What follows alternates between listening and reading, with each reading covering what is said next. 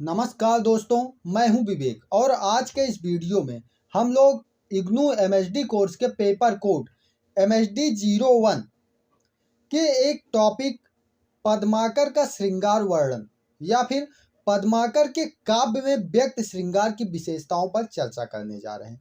यानी कि हमने देखा पिछले 5 प्रश्न पत्रों में 3 से 4 बार यहाँ से प्रश्न बना है, तो ज़्यादातर संभावना है कि अगर पद्माकर से प्रश्न बनता है तो उनके श्रृंगार वर्णन पर ही बनेगा। अब उसको किस तरीके से पूछता है या एग्जामिनर के ऊपर, पेपर बनाने के वाले के ऊपर डिपेंड करेगा। जैसे एक बार 2-3 बार तो पूछा है कि जो है पद्माकर का श्रृंगार वर्णन कीजिए, और उसके बाद एक बार पूछा है कि पद्माकर के काव्य में व्यक्त श्रृंगार की विशेषताएं बताइए, तो इस तरीके से पूछेगा। तो इसका वर्णन आप किस प्रकार करेंगे, चलिए देखते हैं। रीति काव्य के पूर्व श्रृंगार की प्रमुखता प्राकृत अपभ्रंश काव्य में मिलती है। प्राकृत काव्यों में कविगण राज दरबारों की सीमाओं को तोड़कर जन समाज के भीतर तो घुसे, पर केवल श्रृंगार के ही हेर फेर में रहने के कारण उनका स्वरूप बिगड़ने लगा। यानी कि रीति काव्य से पहले श्रृंगार की प्रमुखता हमें प्राकृत अपभ्रंश में मिलती है, जहाँ के कवि राज दरबारों की सीमाओं को तोड़ते हुए वे आम जनमानस में घुस गए, और इस पर चर्चा हमने आदिकाल वाले सेक्शन में की हुई है। पर उन्होंने केवल श्रृंगार के ही फेर में रहने के कारण इसका स्वरूप बिगाड़ दिया, यानी कि इसके स्वरूप को बिगाड़ने में योगदान दिया। हाल कवि की रचित प्राकृत रचना गाथा सप्तशती में विपरीत रति के वर्णन की पराकाष्ठा दिखाई देती है। रीति काव्य पर इस श्रृंगारिक काव्य परंपरा का जबरदस्त प्रभाव है।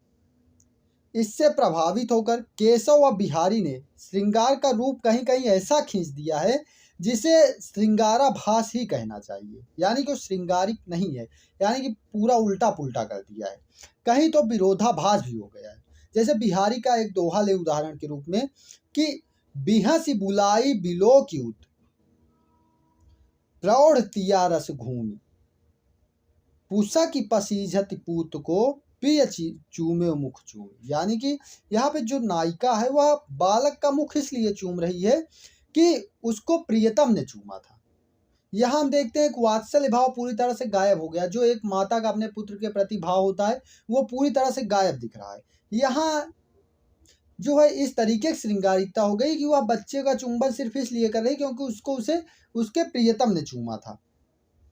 और इसी प्रकार पद्माकर की श्रृंगार भावना ऐसी स्थूल नहीं है, यानी कि जैसा हम बिहारी के यहाँ देखते हैं ऐसा ऊपरी वर्णन पद्माकर नहीं करते। बिहारी की तरह श्रृंगार की गर्हित चित्रण की शर्त पर वात्सल्य प्रेम का तिरस्कार उनके यहाँ नहीं मिलता। यानी कि जैसा कि अभी हमने देखा बिहारी कर रहे हैं वैसा पद्माकर के यहाँ नहीं है। उन्होंने रति विपरीत के चित्र अवश्य किए हैं, पर यहाँ केवल नायिका भेद के सिलसिले में काव्य परंपरा का पालन भर किया गया है। बहरहाल पुरानी लीग को भी अपनी विशेषता से पद्माकर ने कहीं कहीं बहुत कोमल बना दिया। यानी पुराने जो रास्ते चल रहे, पुराने जो मार्ग चल रहे थे, उसको भी पद्माकर ने अपनी विशेषता से उसको कोमलता और विनम्रता प्रदान कर दी है। जैसे एक उदाहरण देखें कि बछरे खरी प्यावे गौती को पद्माकर को मन लावत है। यानी कि बछड़े को गाय खड़ी होकर दूध पिला रही या पद्माकर के मन को भा रहा है।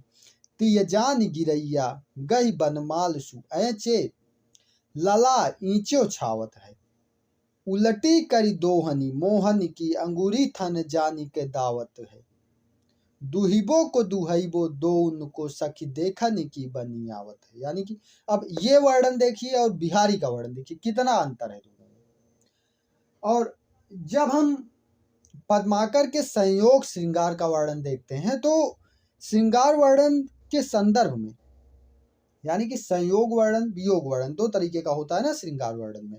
तो संयोग वर्णन जब देखते हैं तो श्रृंगार वर्णन के संदर्भ में पद्माकर का ध्यान भाव वर्णन की अपेक्षा वस्तु वर्णन पर अधिक है। यानी कि भाव की अपेक्षा वस्तु का वर्णन ये अधिक कर रहे हैं।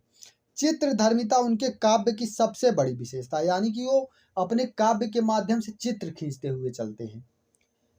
वे बिहारी के बाद रीतिकाल के सबसे बड़े शब्द चित्रकार हैं, जो अपने शब्द के माध्यम से चित्र उपस्थित कर देते हैं। उनके द्वारा खींचे गए चित्रों में बिहारी की भांति रंगों का इकरापन नहीं बल्कि एक सफल चित्रकार की वर्ण विपुलता और सामंजस्य है। जैसे उदाहरण के लिए नायिका का यह मनमोहक चित्र देखिए, जैसे कि जाहिरे जागत सी जमुना जब बूढ़ बहे उमहे वह बेनी, त्यों पदमाकर हरि के हारन गंग तरंगन को सुख देनी, पायन के रंग सो रंगी जाति सी भांति ही भांति सरस्वती से, पर जहाई जहां वह बाल तहां तहां ताल के होत त्रिवेणी। तो इस तरीके का वर्णन यहाँ पर अपने को दिखाई देता है। आगे देखते हैं, कहीं कहीं तो ऐसा लगता है कि पद्माकर के हाथ में सचमुच कलम नहीं, तूलिका ही थी, यानी कि चित्र बनाने वाले यंत्र, जो भावना के हर मोड़ को चित्रों में बांधती चलती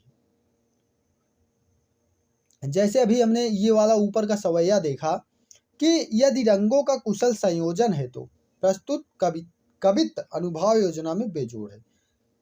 एक और उदाहरण ले, अगर आई खेल होरी घर नवल किशोरी कहूँ, बोरी गई रंगमो सुगंधन झकोरे है, कहे पदमाकर इकत चली चौकी चढ़ी, हारन के बारन ते फंद बंद छोरे हैं, घाघरे की घूमनी सूरून दुबीचे दाबी, आगी हुई उतारी सुकुमारी मुखी मोरे हैं। तो इस प्रकार नायिका होली खेल कर आई है, वह अपनी रंग भरी चुनड़ी निचोड़ रही है। इसमें निचोड़ते समय के सभी अंगों के कार्य व्यापार का उल्लेख यहाँ पर बिहारी जी ने किया है। मुख का मोड़ना, ओठों को दांतों से दबाना, शरीर का धनुष की भांति दोहर जाना, यानी कि इस तरीके का चित्र प्रस्तुत कर देते हैं। पद्माकर का हास विलास, यानी कि पद्माकर के काव्य में हमें हास विलास भी मिलता है। उनका जीवन हास विलास से ओतप्रोत है, वो हास विलास के कवि है, इसलिए उनकी कविताओं में जीवन के उल्लास और माधुर्य पक्ष की बड़ी मनोहर व्यंजना हुई है। अगर इसका एक उदाहरण लें, आपको ऐसे उदाहरण देते हुए चलना है, भले 2 लाइन उदाहरण का लिखें लेकिन लिखना जरूर है। फागु की भीर अभीरन में गई गो विदय, लय गई भीतर गोरी, भाई करी मन की पदमाकर ऊपर नाई अबीर की छोरी। यानी कि यह सवैया अपने रस प्रवाह और भंगिमा वैशिष्ट के कारण काफी लोकप्रिय है। आगे बढ़ते हैं तो पद्माकर की श्रृंगार भावना अनैतिक नहीं है। उन्होंने पति के गर्व का एक अच्छा छंद रचा है, यानी कि जब पत्नी अपने मायके जाने को तैयार होती है तो वह उसे नहीं जाने देता, यद्यपि वहाँ के लोग नायिका के लिए दुखी हैं। तो इसका एक वर्णन है कि मोह बिन माई न खाई कछु, पद्माकर त्यों भई भाभी अचेत है, बीरन आए लिबाई बेको, बीरन मतलब भाई, तिनकी मृदुबानी हूँ मानी न लेत है, प्रीतम को समझावती क्यों नहीं, ये सखी तू जू पर राखती हेत है, और तो मोहि सबे सुखरी, दुखरी यह मायके जान न देते। यानी कि दुख यही है कि हमें मायके नहीं जाने दे रहे हैं। पति प्रेम की बेजोड़ व्यंजना इस सवैया से होती है। यह वर्ण सामग्री साधारण जीवन से ली गई है। और इसी प्रकार जब हम आगे बढ़ते हैं तो वियोग वर्णन को देखते हैं इनके, तो पद्माकर के श्रृंगार वर्णन की सबसे बड़ी सीमा यह है कि उनके यहाँ संयोग श्रृंगार ही प्रमुखता से मिलता है, वियोग उतना नहीं है।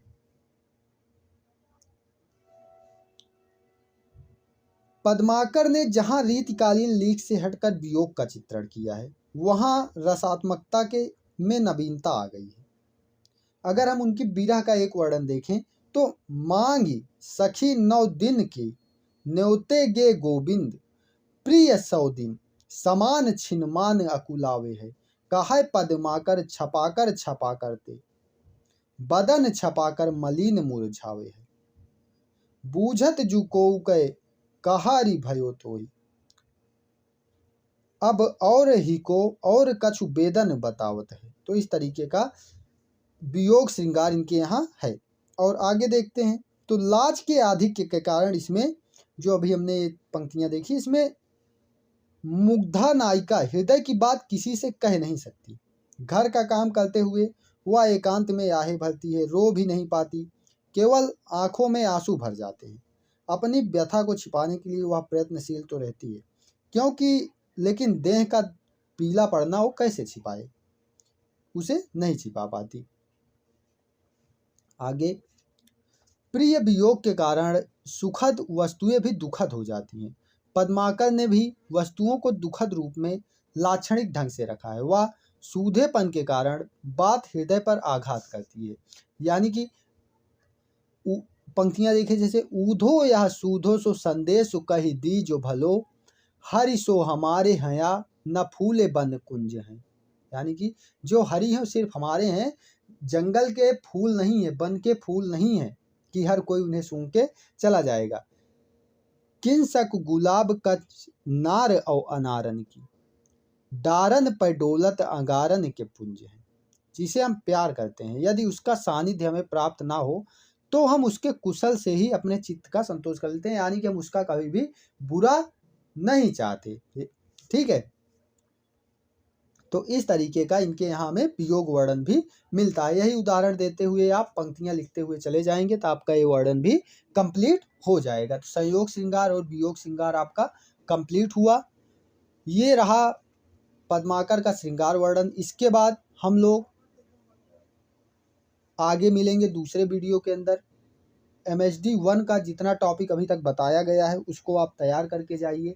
MHD 1 से रिलेटेड पहले ही 3 वीडियो पब्लिश हुए हैं, जिसमें मोस्ट इम्पॉर्टेंट करके पार्ट 1, पार्ट 2 और पार्ट 3 है। तीनों को देख कर जाइएगा। उसके बाद जो अन्य गाइडलाइंस है उसको फॉलो करके जाइएगा, और बाकी ठीक ठाक तैयारी आपने भी की होगी। इससे आपका और बूस्टअप हो जाएगा इन वीडियो से, तो आप बेहतर तरीके से लिख पाएंगे और जिससे आप अच्छे अंक भी प्राप्त करेंगे। मिलते हैं अगले वीडियो में। धन्यवाद।